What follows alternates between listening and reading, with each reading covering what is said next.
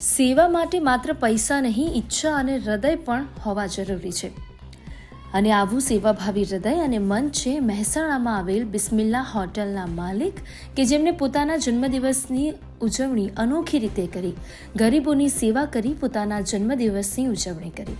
Visnagar road પર GEB પાસે આવેલ બિસ્મિલ્લા હોટલના માલિક બિસ્મિલ્લા ખાન પઠાણે પોતાના જન્મદિવસની ઉજવણી અનોખી રીતે અને ખૂબ જ સેવાભાવી રીતે કરી છે.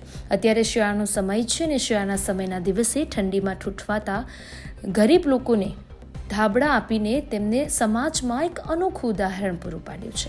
મહેસાણામાં સરદાર પટેલ સ્ટેડિયમમાં રમાયેલ ક્રિકેટ ટુર્નામેન્ટમાં હાર કે જીતને ભૂલીને બિસ્મિલ્લા ખાન પઠાણે એ રકમ ગરીબોમાં સેવા અર્થે ખર્ચી દેવાનું નક્કી કરેલ, જે આજે ગરીબોમાં ધાબળા વિતરણ કરી તેમને ખૂબ જ અનોખી રીતે પોતાના જન્મદિવસની ઉજવણી કરી. અને ખરેખર આ જમાના પ્રમાણે આવા લોકોની ખૂબ જ જરૂર છે. ખાન ગામ રહેવાનું મંડાલી મારે, હું પોતે માજી સરપંચ છું ગામમાં. અને અત્યારે મેં 2 મહિનાથી મારી આ બિસ્મિલ્લા બાર્બીક્યુ જે રેસ્ટોરન્ટ છે એ અત્યારે મેં ઓપન કરી છે 2 મહિનાથી. એ હોટલ આવી છે જે વિસનગર રોડ GEBના બાજુમાં, જે મહેસાણામાં અંદર છે. આજે મારો જન્મદિવસ છે, તો એના લક્ષ્ય મેં આજે એવું નક્કી કર્યું કે ભાઈ કે આજે મારા જન્મદિનના હિસાબે આપણે જે ગરીબો છે જે ફૂટપાથ પર સૂઈ રહ્યા છે એમના કંઈક ધાબળા એવા આપણે કંબલ મારા તરફથી મારી પ્રેરણાના હિસાબે કે આપણે એમને આપીએ. અને આવું મારો માલિક જો અલ્લાહ તાલા ચાહે તો હોટલ મેં ખોલી છે, પણ મેં હોટલ એ હેતુથી ખોલી છે કે આવા જે પણ સેવાઓ થાય મારાથી ગરીબો માટે તો હું કરતો રહીશ.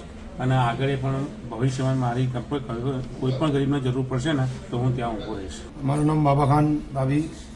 અમે આ વખત અમે બિસ્મિલ્લા ખાન સરપંચનો જે જન્મદિન એટલે બિસ્મિલ્લા ખાન હોટલ ખોલી, તો બિસ્મિલ્લા ખાને કીધું કે આપણે જેટલા ગરીબ છે ફૂટપાથ પર ઊંઘે છે એના માટે ધાબળા પાથરીએ. એના પહેલાં બી આપણે સરદાર વલ્લભભાઈ પટેલ મ્યુનિસિપાલિટી ગ્રાઉન્ડમાં જે આપણે ટુર્નામેન્ટ રમાઈ હતી એમાં સવારે જ આપણે સરપંચ બિસ્મિલ્લા ખાન સરપંચે કીધું હતું કે ભાઈ બાબા ખાન હું હારું કે જીતું કે આપણે જે પૈસા આવે એમાંથી બધા મહેસાણાના જેટલી બી ગરીબ એ બધાને આપણે ભગવાન અલ્લાહ માટે બધા આ કામ કરતું રહેવાનું છે.